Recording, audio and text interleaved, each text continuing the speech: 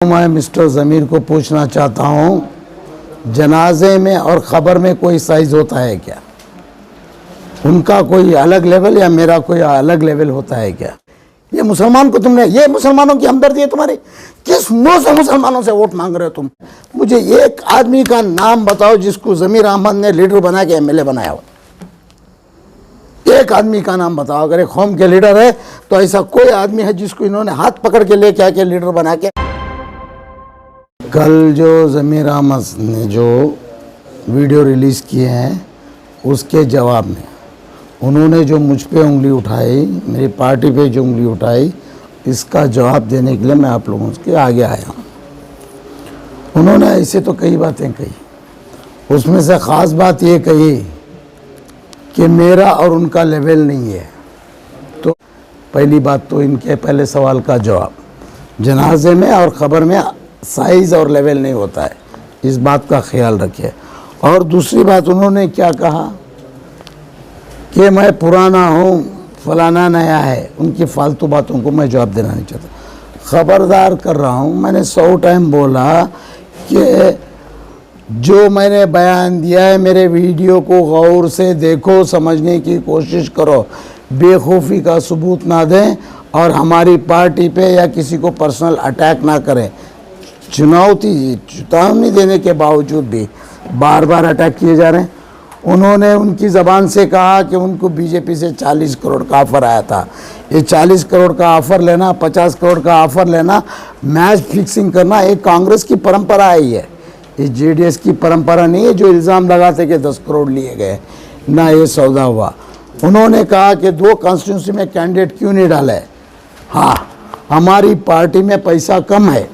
पैसा इसलिए कम है, श्रीमान देवेगौड़ा जी प्रधानमंत्री थे इस देश के और कुमारस्वामी जी 2 बार मुख्यमंत्री बने इस राज्य के, 2 बार मुख्यमंत्री बन के और 1 बार श्रीमान देवेगौड़ा जी प्रधानमंत्री बन के भी ये लोग ने देश की सेवा की, लेकिन पैसा बनाने की तरफ ध्यान नहीं दिया। इस वजह से आज हमारे पक्ष में, हमारी पार्टी में पैसा कम है।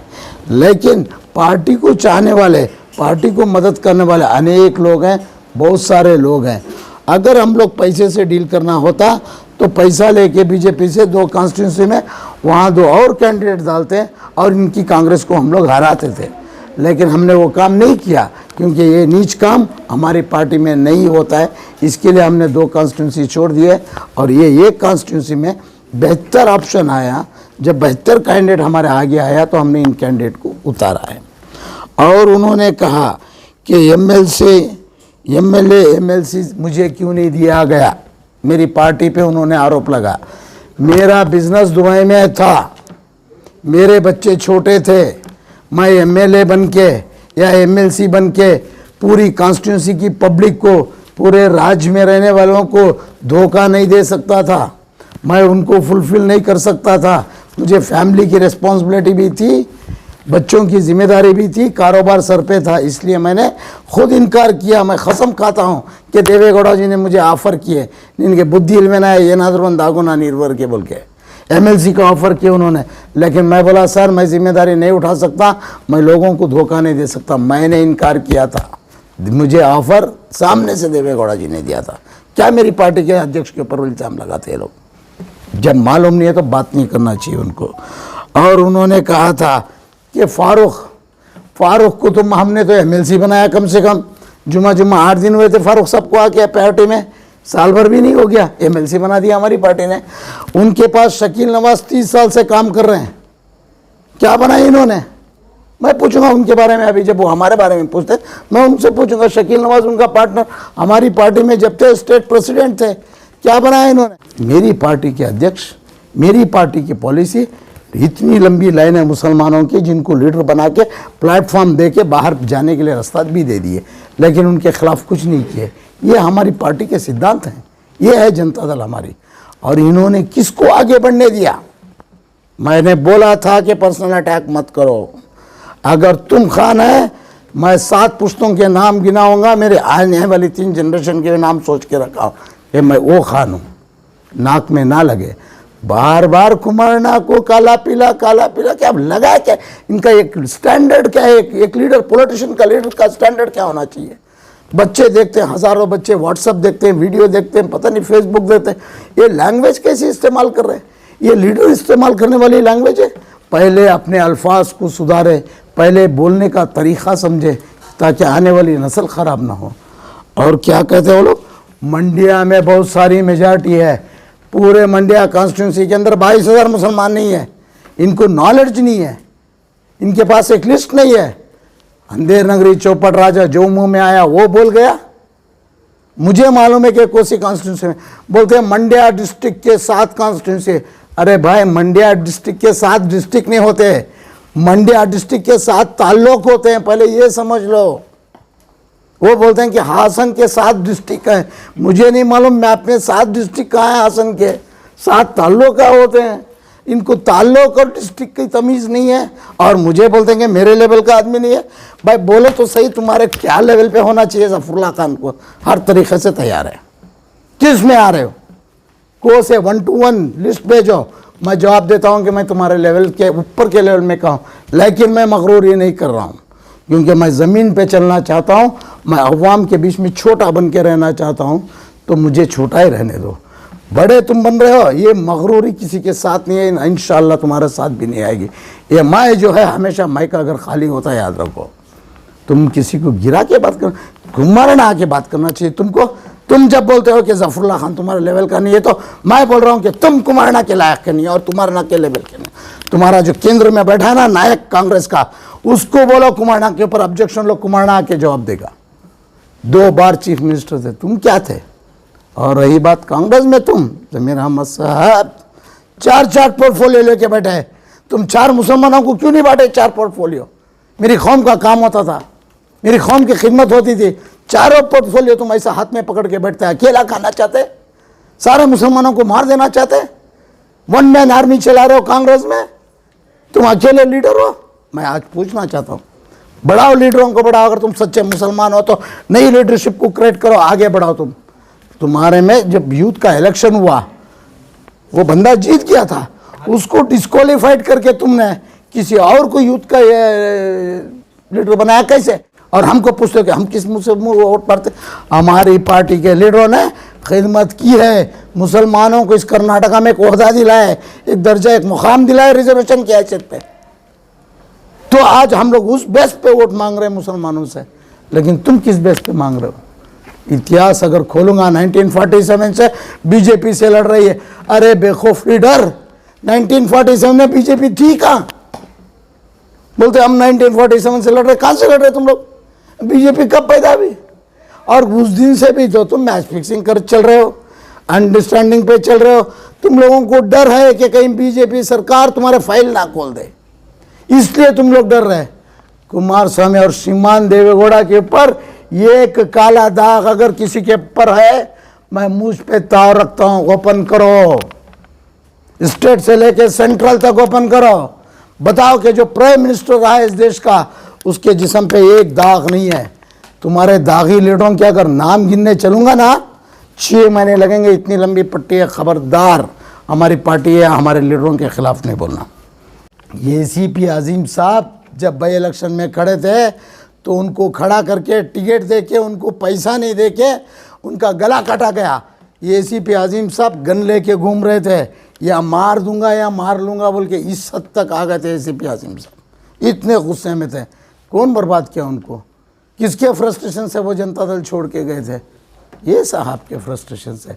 सबसे पहले CM इब्राहिम साहब, बुजुर्ग आदमी को इन्होंने लाफा मारा था, जिल्लत नहीं बर्दाश्त करके वो पार्टी छोड़ के गए थे।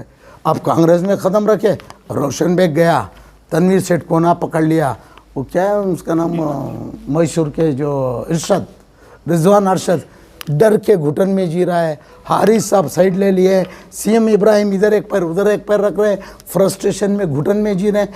कौन खुश है? कौन खुश है? और इन्होंने किसको लीडर बनाया उसका नाम बोले। जो इनके साथ में 30 साल इनके साथ में रहे, उन लोग को क्या बना है? मुझे जवाब तो दे, मैं हर सवाल का जवाब देने के लिए तैयार। लेकिन पर्सनल अटैक नहीं बोल रहा हूँ ना। हमारी पार्टी के मुद्दों पे बात करो, मैं जवाब दूंगा, पर्सनल अटैक नहीं। और उन्होंने क्या कहा? हज कमेटी की वो इसके लिए इनाग्रेशन इनके फंक्शन के लिए नहीं आए कुमारना। भाई एक चीफ मिनिस्टर का पोस्ट है, वो अगर होटल में भी थे पता नहीं कौन सी सीक्रेट मीटिंग कर रहे थे, ये बेवकूफ़ आदमी को क्या पता है। ये पुल कैसा गया कि जगह कुमार स्वामी ने अलाट की थी, अगर कुमार स्वामी जगह नहीं अलाट करते तो बिल्डिंग कैसे बनती और ये वहाँ पे उद्घाटन किस चीज़ का होता। इतनी तो सेंस चाहिए, पहले बेसिक बुनियादों को समझो कि उन्होंने क्या किया। और उन्होंने क्या किया, 3150 करोड़ फंड था, 1850 कर दिए कुमारना, उनके ऊपर एक एलिगेशन लगाते।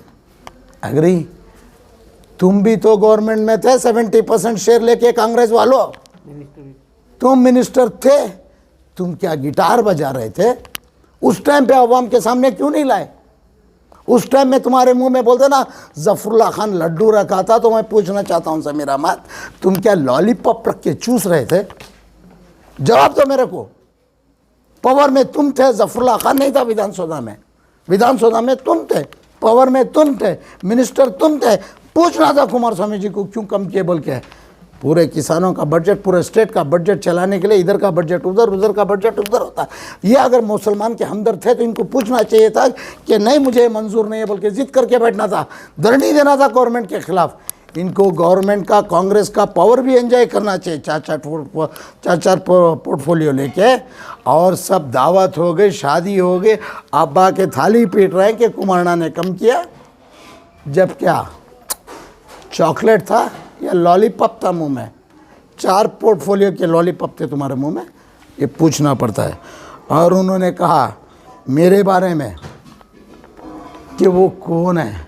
अरे कौन है मिस्टर ज़मीर, तुम अच्छी तरह पहचानते हो मुझे, और मैं भी तुमको अच्छी तरह पहचानता हूँ, मुझे ज़्यादा मत छेड़ो। अगर दोनों पत्थर टकराएंगे तो आग लगेगी।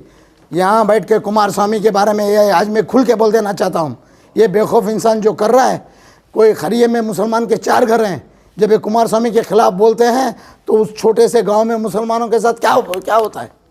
कभी सोच है इनको? कभी अकल है इनको? पूरे गांव में 2 घर रहे थे मुसलमानों के, उनके साथ वो लोग कैसे पेश आएंगे फिर, जब उनके नेता को तुम काला पीला बोलोगे? कहीं क्या लीडर है ये? दूरअंदेशी नहीं है, दूर की अकल नहीं चाहिए। किसी और की चापलूसी करने के लिए जो मुंह में आया बोले जा रहे, जो मुंह में आया बोले जा रहे। बोलो कंट्रोल यूर सेल्फ। ये अच्छा नहीं है, अपने लेवल से नीचे नहीं गिरो, दोबारा कभी नज़र मिलाना पड़े, इतनी भी दूरियां मत पैदा करो कि एक दूसरे से नज़र ना मिला पाए। लिमिट्स रखो सबको, ये मेरा कहना है। आप लोग को जो पूछना पूछ सकते। ज़मीर अहमद खान ने और एक बात कही थी कि कुमार स्वामी जो है बिना फायदे के कोई काम नहीं करते हैं, इस पर क्या कहेंगे? ये क्या धान पुन कर रहे हैं? पहली प्रूफ कुमार स्वामी को बोलते कि बिना फ़ायदे के काम नहीं करते। कुमार स्वामी को फ़ायदा क्या चाहिए? कुमार स्वामी को वोट चाहिए, कुमार स्वामी को जनता का प्रेम चाहिए, कुमार स्वामी जी को पूरे राज्य के लोग चाहिए। वो अपना फ़ायदा तो ढूंढ रहे हैं। ये क्या कर रहे हैं? भजन कीर्तन कर रहे हैं, ये अपना फ़ायदा नहीं देख रहे हैं। और क्या फ़ायदा? अगर तुम पैसे के फ़ायदे की बात कर रहे हो तो पैसे का फ़ायदा होता तो आज हमारी पार्टी में पैसे नहीं। ये ज़मीर अहमद खुद बोल रहे हैं, पैसे का अगर फ़ायदा कुमार स्वामी जी सोचते तो पार्टी में पैसे नहीं है, ज़मीर अहमद खुद बोल रहे हैं। और रही तीसरी बात कैंडिडेट के बारे में, क्या कहते हैं? कादरी साहब अच्छे इंसान हैं। अरे इंसान के बच्चे, अगर अच्छे इंसान हैं तो अच्छे इंसान को तुम खुद भी साथ दो, जिता दो। तुम्हारा ज़ात भाई है, तुम तुम्हारे ज़ात भाई का गला दबाने के लिए आए हो और बोल रहे हो कि बोले पार्टी इम्पोर्टेंट है। तो तुम कैसे मुसलमान हो भाई? किस बात पे मुसलमानी का दावा करते हो और मुझे बोलते हो कि मैं मुसलमान ही नहीं हूँ? सर्टिफिकेट क्या ये देंगे? मेरा रब्बुल आलमीन देगा। ये सर झुका के सजदे करके सियासत किया हुआ जफरुल्लाह खान नहीं है। जफरुल्लाह खान खुलेआम बोलेगा, सीधी बात करेगा।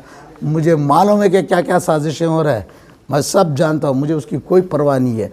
मेरी सारी जिम्मेदारियाँ पूरे हो चुके हैं, अब मैं भी तैयार हो के खड़ा हूँ सियासत के लिए। चलिए आपका सवाल कीजिएगा। और एक उनका आरोप ये है कि देवेगौड़ा साहब जो है 200% सेकुलर हैं, लेकिन कुमार स्वामी पे उनको भरोसा नहीं है। ज़मीर जैसे आदमी के लिए श्रीमान देवेगौड़ा जी को सर्टिफिकेट की कोई ज़रूरत नहीं है। जो उनके बेटे की इज्जत नहीं करना चाहता और बाप की जो इज्जत कर रहा, क्या है इसमें? असलियत कहाँ है? दोगलापन है ये। अगर बोलते तो बोलो कि इनकी पूरी फैमिली गलत है, नहीं है तो हिम्मत है तो बोलो कि पूरी फैमिली अच्छी है। बोलते बाप अलग है बेटा अलग है, भाई खून एक ही है, तुम लकड़ी में पानी नहीं मार सकते, पानी में लकड़ी नहीं मार सकते। तुम कैसा जुदा करके बात कर रहे हो कि बाप अच्छा है बेटा गलत है। ये बोलो, ये चीप लेवल की पॉलिटिक्स छोड़ दो बोलो।